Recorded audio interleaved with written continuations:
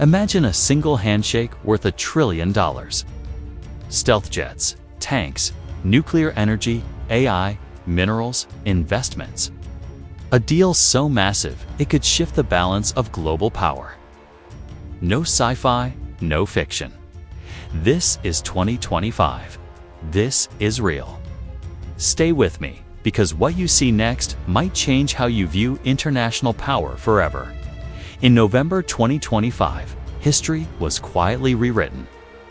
The capital of the world, Washington, D.C., welcomed a figure whose name often sparks headlines: the Crown Prince of Saudi Arabia, Mohammed bin Salman. Cameras flashed, leaders greeted, diplomacy unfolded. But behind what looked like a routine visit lay a deal. Not ordinary, but colossal. On November 18, 2025, at the White House, the two nations revealed a new landmark agreement. The kind of agreement that doesn't just shake hands, it shakes the global order. As per the official statement from the U.S. administration, Saudi Arabia expanded its investment commitment in the United States from an earlier pledge of $600 billion to nearly $1 trillion. This is not small change. This is rewriting alliances with money, with defense, with energy, with technology. This wasn't just about cash. This was a package, a multi-layered pact involving defense, energy, technology, and investments. For decades, certain military hardware, the most advanced fighter jets, was off-limits for many nations. In 2025, that changed. The agreement included approval for future deliveries of the advanced stealth fighter jets, the F-35 Lightning II, to Saudi Arabia. Alongside jets, Saudi Arabia committed to buying nearly 300 American tanks. Ground force strength, heavy armor, land power projection. But jets and tanks are just the tip of the iceberg. The defense package also covers modernization of air defense, land forces, missile defense, coastal and maritime security, and support services like training, logistics, and maintenance. This marks what the White House called the largest defense sale and cooperation agreement in history between the two countries. The deal goes far beyond guns and bombs. At its core is a renewed, deep economic partnership. Saudi Arabia's near $1 trillion commitment spans sectors: energy, technology, critical minerals, infrastructure, capital markets cooperation, trade facilitation, a broad web of interdependence. Among the key frameworks, a civil nuclear cooperation agreement, opening the door for long-term nuclear energy projects under U.S. cooperation, but within strict non-proliferation restrictions. The pact also includes collaboration in critical minerals, vital for modern technology, defense systems, and supply chains. With U.S. firms positioned as partners, the agreement ties Riyadh and Washington's economic destinies together for years to come. And if that wasn't enough, technology cooperation enters the picture, possibly involving AI, advanced data centers, and strategic industrial investments. A modern pact built not just on tanks and jets, but on the future. When you combine defense hardware, long-term projects, investments, trade cooperation, energy, and technology deals, the claimed value of this package nears $1 trillion. A number so large it defies easy comprehension. This opens a chilling question. When such a package is exchanged, with money, with influence, with weapons, are we witnessing standard diplomacy or a transformation of power? This deal isn't just about Saudi Arabia or America, it's about global balance. It's about the future of alliances, deterrence, influence, and geopolitics. Until now, the Middle East's only operator of the F-35 stealth jets was a select, very small group, giving them unmatched air superiority. But now, with Saudi Arabia in line to get these jets and a full defense modernization package, the regional equation changes. Ground forces enhanced with tanks, air defense networks modernized, coastal and maritime security upgraded. This shift could prompt other regional players to rethink their strategies. Arms race, allies reevaluated, diplomatic alliances restructured. The $1 trillion commitment doesn't just buy jets. It buys influence in energy markets, supply chains for critical minerals, access to technology, and investment in U.S. infrastructure and industry. This interdependence means global trade routes, supply lines, and strategic resources become entwined with Saudi-U.S. interests. For the U.S., it's not just about arms sales. It's about securing supply chains, boosting industries, creating jobs, and regaining influence in global energy and technology sectors. With this deal, Saudi Arabia signals that it doesn't want to remain just an oil-rich monarchy. It wants to transform into a high-tech, militarily capable, energy-diversified player, tightly linked with the most powerful military and economy on Earth. If realized, Riyadh could emerge as a central actor, bridging energy, defense, tech, and global trade, a kingdom reborn. But everything is not sealed, and many questions hinge on the next moves. Because when money, weapons, and power mix, the real story is often in what comes next. This deal, massive as it is, sits atop a fragile foundation of politics, law, and trust. Under U.S. rules, especially in sensitive defense sales, deals like F-35 transfers require scrutiny. Congressional approval, oversight regarding advanced technology transfer, and assurances about regional security balance all come into play. Whether the approved jets for Saudi will have full capability or a downgraded version remains subject to debate. Some reports already suggest that jets destined for Saudi Arabia will lack certain advanced features reserved for other allies to maintain a regional qualitative edge. Moreover, questions around long-term investment commitments remain. $1 trillion is huge, but dollars pledged are not always dollars delivered. Markets fluctuate. Governments change. Global oil prices vary. The final outcome depends on many unpredictable variables. Not everyone welcomes this reset. Regional rivals may feel threatened. Global powers may reevaluate their strategies. Allies may react with suspicion. Even in allied nations, concerns arise. Advanced jets to a new party could undermine existing military balances. Strategic alliances, long maintained under certain assumptions, could be unsettled. Furthermore, critics raise moral and human rights questions. The prince behind the deal carries past controversies. For some, giving him such power and influence raises deep ethical concerns. Could the weapons and funds be used to suppress dissent, shift regional policies, or escalate conflicts? This trillion-dollar package reads like a promise of modernization, of power, of global influence. But promises are not guarantees. Implementation will face economic headwinds, political scrutiny, regional reactions, and legal constraints. Success depends on execution, on follow-through, transparency, global responses, and stability. In many ways, this deal is a gamble, high-stakes bet between two nations, and the world is watching. Why does this matter to you, whether you're in Karachi, New York, Delhi, or Riyadh? Because it reshapes global power, energy, security, and those shifts ripple everywhere. Oil and energy markets may be affected, especially if Saudi's new energy and nuclear plans reshape global supply. Technology and supply chains, especially in critical minerals or AI, may realign globally, affecting industries worldwide. Regional geopolitics, Middle East alliances, conflicts, and balances could shift significantly, influencing global diplomacy, trade, and security. Global military dynamics with new entrants wielding advanced hardware, threats and deterrence will shift, affecting global theaters of conflict and cooperation. In short, this isn't just a Saudi-US story. It's a story about the next decade of global power. We started with a handshake, a headline, a visit. But when we look deeper at what was agreed behind closed doors, we find a package so large, so comprehensive that it has the potential to redraw global lines. But this is only the beginning.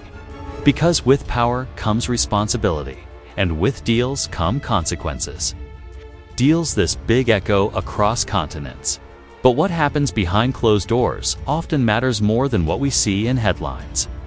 The moment Mohammed bin Salman left Washington after the 2025 summit, the world began to digest the implications. A $1 trillion deal. This wasn't just about money. It was about investments, defense contracts, and, most importantly, advanced military technology. It was more than a headline. It was a signal that a new era in global power dynamics had begun. In the Middle East, the news sent shockwaves through every capital. Longtime observers knew this could be a seismic power shift. Saudi Arabia, on the verge of acquiring advanced stealth jets and cutting-edge military equipment, was poised to challenge the long-standing balance of power. Rivals and allies alike started doing the math. How would this new hardware, combined with immense economic leverage, change the entire game? Experts immediately pointed to the strategic anxiety brewing in neighboring countries. Tehran, Abu Dhabi, and even smaller Gulf states were all watching with bated breath, wondering if Saudi Arabia's regional dominance was about to become absolute and, more pressingly, how they should respond. Back in Washington, the ink was barely dry, but the analysis had already begun. Think tanks and defense analysts were dissecting the political and strategic fallout. Inside the Pentagon, some voices expressed deep concern over the technology transfer. The F-35 jets, even with certain restrictions, are the pinnacle of American air power. The idea of that technology falling into the wrong hands was a nightmare scenario. There were warnings about potential leaks, especially given Saudi Arabia's complex web of international relationships. And what about America's other allies? Nations that depend on U.S. security guarantees were watching nervously. Would this deal disrupt the qualitative military edge that countries like Israel rely on? Would it pressure other partners into a frantic and expensive race to modernize their own militaries? The questions were piling up, and the answers were far from clear. When a deal of this magnitude involves advanced military tech, it always comes down to three things: trust, control, and transparency. The biggest red flag for critics was the stealth technology itself. The F-35's ability to evade enemy radar is one of its most guarded secrets. If these sensitive capabilities were ever compromised, reverse-engineered, or copied, it wouldn't just shift the balance of power in the Middle East, could shift it globally. Observers warned that rival powers like China and Russia would be watching intently, ready to accelerate their own military programs to counter this new threat. It's a classic action-reaction cycle, and this deal could be the trigger. To calm these fears, U.S. officials insisted that the jets destined for Saudi Arabia would be downgraded. This means key features like advanced radar, specific software suites, and certain missile systems would be limited. And then there's the simple, massive logistical challenge of it all. Signing a contract is one thing. Delivering on it is another. A $1 trillion commitment isn't like writing a check. It's a long, complicated process. First, you have the infrastructure. Saudi Arabia needs to build or upgrade runways, high-tech maintenance facilities, and pilot training programs to support a fleet of F-35s. This takes time and enormous investment. Then, there are the economic realities. $1 trillion is tied to market conditions, oil prices, and political stability. If any of those factors change, the entire deal could be at risk. And finally, there's the issue of oversight. How do you ensure these incredibly powerful weapons are used responsibly? Human rights groups and international monitors were already raising their voices, questioning whether the proposed safeguards were strong enough, especially given Saudi Arabia's controversial military history. Anytime the geopolitical map is redrawn, there are clear winners and losers. Let's look at who stands to gain from this monumental deal. The most obvious winner is Saudi Arabia. The kingdom gains access to some of the world's most advanced weapons, diversifying its security portfolio and amplifying its global influence. Domestically, the deal is being framed as a cornerstone of its broader modernization strategy, a symbol of its ambition. The United States is also a major winner. Economically, Its defense industry is looking at decades of guaranteed revenue. Strategically, the deal deepens American influence in one of the most volatile regions on Earth, effectively binding Saudi interests to U.S. technology and markets for a generation. And don't forget other opportunistic global players, who will see this shift as a chance to renegotiate their own alliances and carve out new advantages. But where there are winners, there are always potential losers. Existing regional powers, countries that previously enjoyed uncontested air superiority, now feel immense pressure to modernize their own forces just to keep up. This could spark a costly and destabilizing arms race. Neighboring states, feeling threatened by Saudi Arabia's newfound might be forced into new defensive postures and strategic realignments, further increasing regional tensions. And finally, arms control advocates see this as a significant step backward. Their concerns about weapons proliferation, technology leakage, and the potential for large-scale conflict have just been amplified 1,000 times over. While the F-35s are grabbing all the headlines, it's crucial to remember that the military hardware is only one piece of the puzzle. The economic dimensions of this deal are just as significant. Saudi Arabia's trillion-dollar commitment isn't just for jets. It includes massive investments in energy, infrastructure, and technology, both in the U.S. and at home. For American companies, this promises a fire hose of revenue for decades to come. For the region, this economic interdependence is a powerful tool. Analysts suggest that by blending economic and military leverage, Saudi Arabia is positioning itself not just as a regional leader, but as a global power broker with the financial and military muscle to shape events far beyond its borders. Even as the champagne corks were popping to celebrate this historic agreement, a cloud of uncertainty loomed. Many critical questions remain unanswered. First, the scope and oversight. How strictly will the limitations on the jets be enforced? Will the delivery schedules hold up if the global economy takes a downturn? What happens if regional tensions escalate before the new systems are even fully operational? Then there's the web of conflicting interests. Saudi Arabia has relationships with many different global actors, not just the United States. What happens if its obligations to Washington clash with its other alliances or regional pressures? Could this deal inadvertently pull Riyadh, and by extension the US, into conflicts they didn't anticipate? Perhaps the most significant risk is a regional arms race. Pouring this much advanced technology into an already tense environment is like throwing gasoline on a smoldering fire. It could provoke neighboring states to dramatically increase their own military spending, creating a vicious cycle of escalation. Analysts warn that the geopolitical consequences of such a race could be devastating and long-lasting. And woven through all of this are the ethical and human rights considerations. Critics are loudly asking whether this deal adequately addresses past controversies surrounding Saudi Arabia's military actions. They are demanding strict, verifiable monitoring to ensure these weapons are not used in ways that violate international law. When you analyze a situation this complex, you can't just predict one outcome.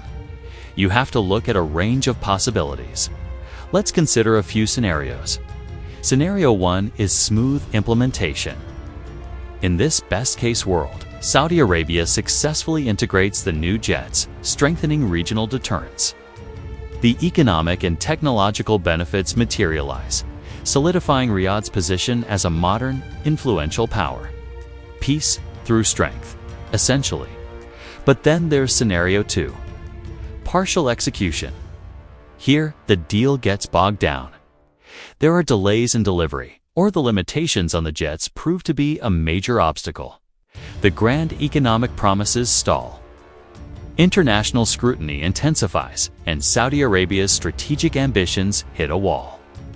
The deal becomes a symbol, not of power, but of overreach. And finally, the most dangerous possibility. Scenario 3. Escalation. In this scenario, the worst fears come true.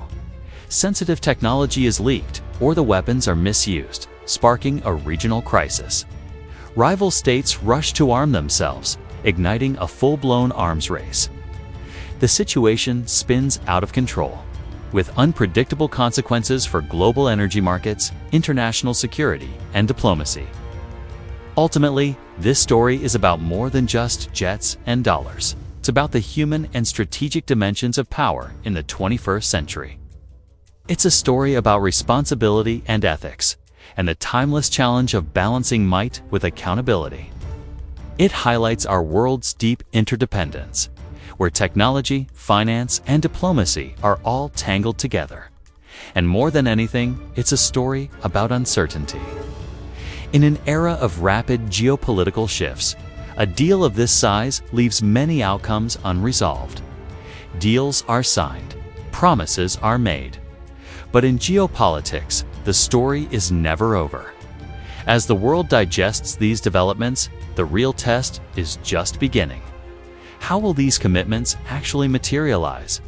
Will the investments and deliveries match the grand promises? And how will the region respond to the dual pressures of economic modernization and military escalation?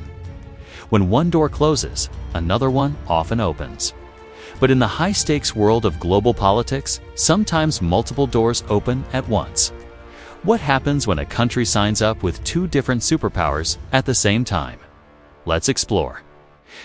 Just months after a dramatic US-Saudi package deal shook the world, a new development added a surprising twist to the story, redrawing the maps of alliances. On September 17, 2025, in Riyadh, Saudi Arabia and Pakistan signed the Strategic Mutual Defense Agreement, or SMDA. The agreement is direct.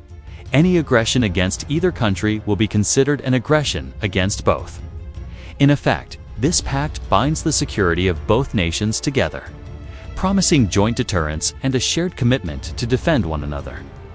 Leaders from both sides called it a historic upgrade to a decades-old relationship, built on brotherhood, Islamic solidarity, and shared strategic interests.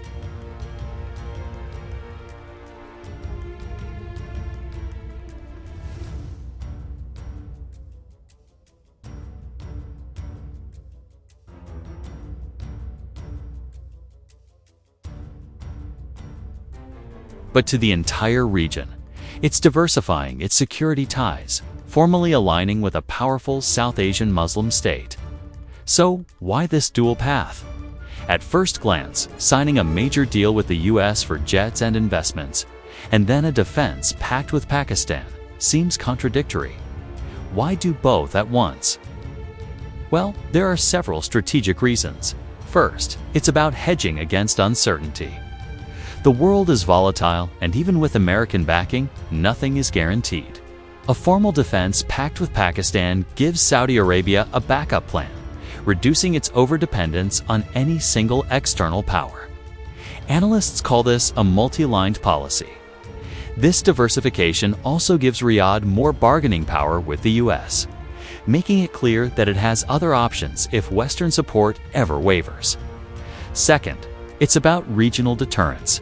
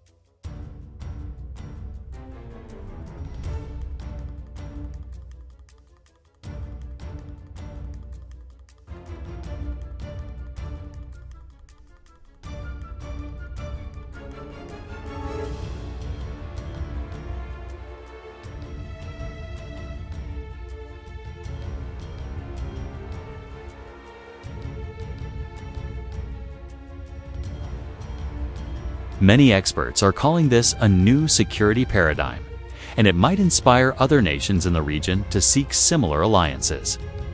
For global players watching from the sidelines, this dual alignment complicates their geopolitical chess game. What was once a relatively straightforward US-Saudi axis now has extra variables. Pakistan's involvement introduces a new dynamic and raises the possibility of a regional collective security arrangement. This also brings up the sensitive issue of nuclear ambiguity. While there's no official confirmation, some commentators suggest the pact could imply a nuclear umbrella for Saudi Arabia, since Pakistan is a nuclear-armed state.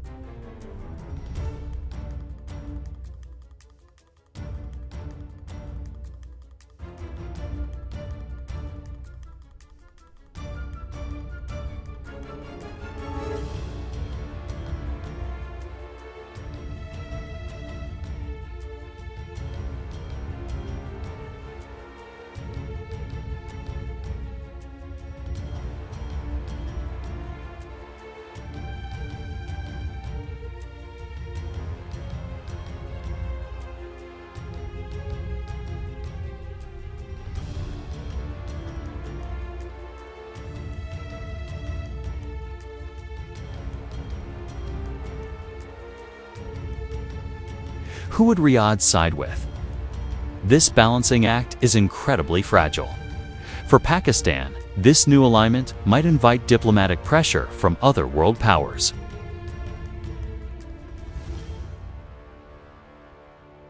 The combination of advanced Western weapons flowing into Saudi Arabia, plus this new regional alliance, could trigger rival states to ramp up their own military spending, creating a more tense and unstable environment.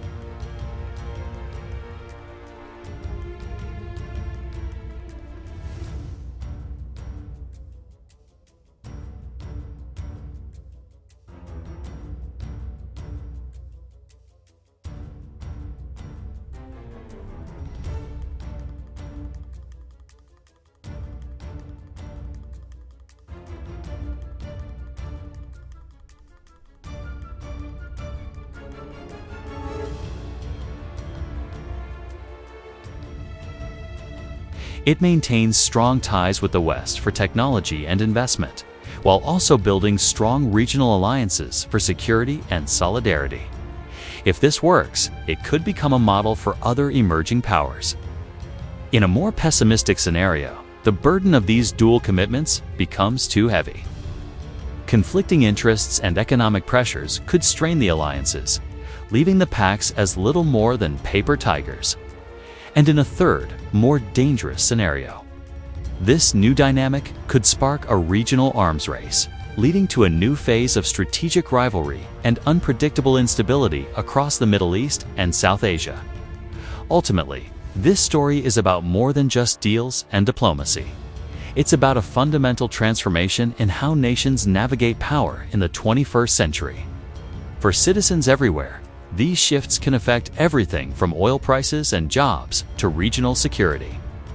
The outcome of these bold moves is far from certain, but one thing is clear: what happens next will shape global politics for the next decade. Thanks for watching. If you found this analysis helpful, be sure to like, subscribe, and hit the bell icon to stay updated on our latest content.